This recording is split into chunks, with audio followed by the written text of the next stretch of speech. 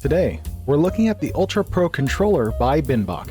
Inside the box, you'll find items like a very detailed English user manual, alternative thumbstick caps, a USB-A to USB-C cable, a wireless dongle, and of course the Ultra Pro Controller itself. If it wasn't obvious already, the Ultra Pro Controller has a similar layout to the Series controller, but among those similarities are some premium differences. It has mechanical BAYX buttons, membrane start select, potentiometer analog thumbsticks, and a mechanical D-pad. It has a similar power button, however, these additional buttons are not recognized as Xbox share buttons. It has similar shoulder buttons, as well as triggers, and it even has a similar battery compartment with a rechargeable battery. And that wraps up the similarities. Now, onto the extras. The first thing I want to touch on are the thumbsticks. These are not Hall effect thumbsticks, meaning they will eventually wear down and suffer from stick drift. But until that day, at least you'll be able to enjoy swappable thumbstick caps, since this controller comes with 3 sets. Tall, medium, and, nub? It's very unique, that's for sure. Now, I personally prefer using a normal thumbstick on the right and a tall thumbstick on the left, since this will give me finer control in flight sims. For the uninitiated, air-to-air refueling is probably the hardest thing you can do in DCS. The Ultra Pro Controller also comes with 2 extra back paddles, as well as 2 extra shoulder buttons, all of which can be remapped to all other buttons and triggers, with the exception of the screenshot and lighting buttons that are unique to this controller. There are also 3 toggle switches on the back, the first of which is for turning on your gyro, which as far as I can tell can only control the right thumbstick. The second switch is for turning on no dead zone mode, which, you guessed it, removes your thumbstick dead zone entirely. And the last switch is for hair trigger mode, where even the smallest pull on the trigger will fire a gun.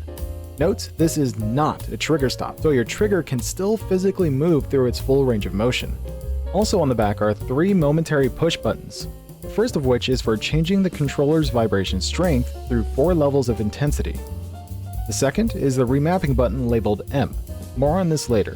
The third is the turbo function, allowing you to set up a turbo on any button or trigger at a pre-programmed rate of 12 presses per second. And last but not least, there is a 4-position switch labeled SWID, which allows you to connect to different devices. S is for switch in Bluetooth or wired mode. W is for Android, PC, and Steam Deck in Bluetooth or wired mode. I is for Mac OS in Bluetooth mode. And finally, D is for PC and Steam Deck in dongle mode. Strangely, W and I are going to be your best performing modes for both wired and wireless. And that just about does it for the overview. So let's move on to the things I like and don't like about BINBOK's Ultra Pro Controller. Now, something that needs to be said about this controller is what an absolute fingerprint magnet this thing is. I've literally spent the last 5 minutes trying to clean this thing, and I guarantee you, I'll have wiped this thing down at least 5 more times by the end of this review. But in spite of that, I actually think this is a really nice looking controller.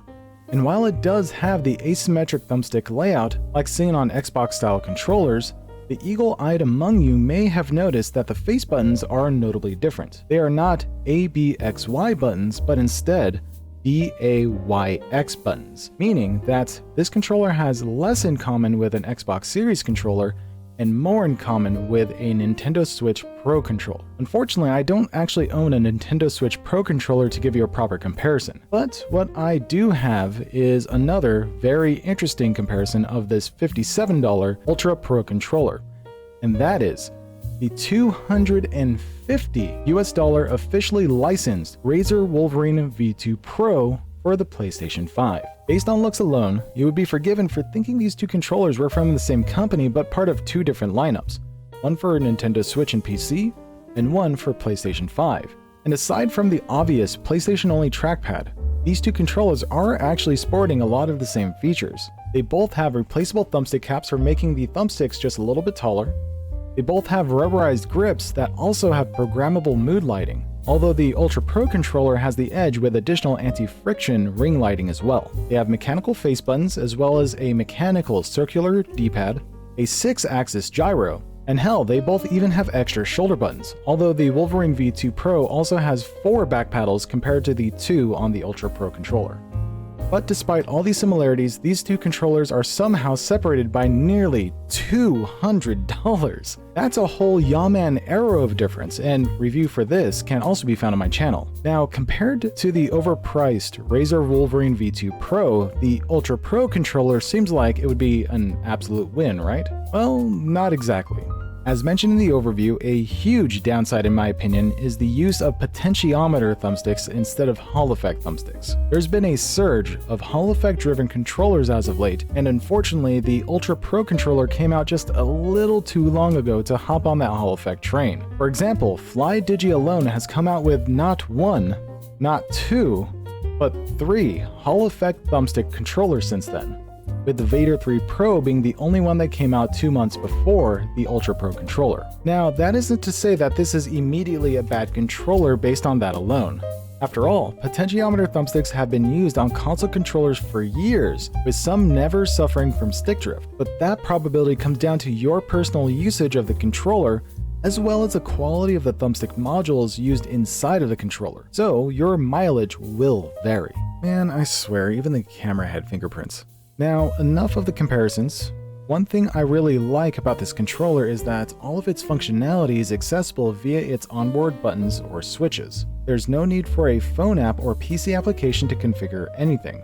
But a downside of this is the lack of customizability. For example, while I can easily toggle the gyro on or off using this switch, there's no way to set it to only activate, for example, when I'm pulling the left trigger, which would be fantastic for first-person shooters. Also, when remapping the extra shoulder buttons or paddles, because there's no PC or phone app, there's no way to actually map these to something like keyboard presses or mouse clicks. You can only remap it to existing face buttons, D-pad directions, right stick click or left stick click, left and right shoulder, or left and right trigger. Now that said, something that's exceptionally rare for some reason, you can also remap them to the start and select buttons, which I really appreciate because I normally have these set to weapon fire and weapon release in a game like BCS World. So for example, I can put weapon fire, which is the start button, and remap it to the extra right shoulder button, and weapon release, which is normally on select, can go to the left extra shoulder button, which is really convenient. Now, in order to do this, what you need to do is press and hold the M button, and then press the paddle or shoulder button that you want to remap, then press a button or series of buttons up to 21 inputs that you want mapped to that extra button. Then when you're done, press M or press that extra button in order to save your changes. Also, while it does suck that the hair trigger setting doesn't actually activate any kind of trigger stops, the workaround to this is to use the remapping feature to remap the extra left and right shoulder buttons to the left and right triggers. That way you kind of do get the trigger stop action, but it's just in the form of extra shoulder buttons instead of being on the triggers themselves. So it's a nice little workaround, but ultimately it does make this hair trigger basically useless. And I swear to God, these fingerprints, man. Seriously, look at that. Oh my. And of course, because it's worth mentioning, if you want to connect it to your Switch, just make sure it's switched over to the S or switch mode. Then go to change grip order, turn on the controller, then press and hold the wireless button found on the bottom right. Press and hold that, the controller will vibrate, then it will be detected by the Nintendo Switch. So, what are my overall thoughts of the Ultra Pro controller from BINBOK? Well, for $57 US, you really can't go wrong with how many features are being packed into the single controller.